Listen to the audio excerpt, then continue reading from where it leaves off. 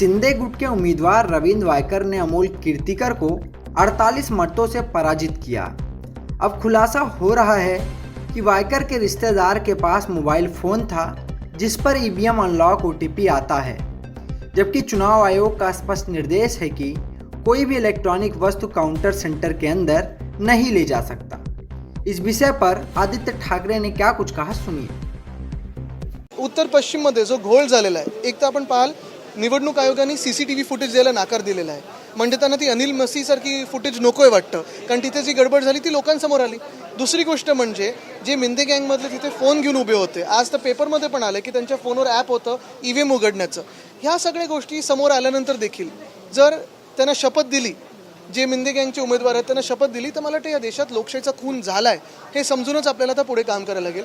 आमचं हेच ऑब्जेक्शन राहील की अशा चीटर लोकांना तुम्ही शपथ देऊच कशी शकता, हे एक मोठा प्रश्न आहे उपस्थित होणार आणि आम्ही त्याच्यात कोर्टात पण चाललोय।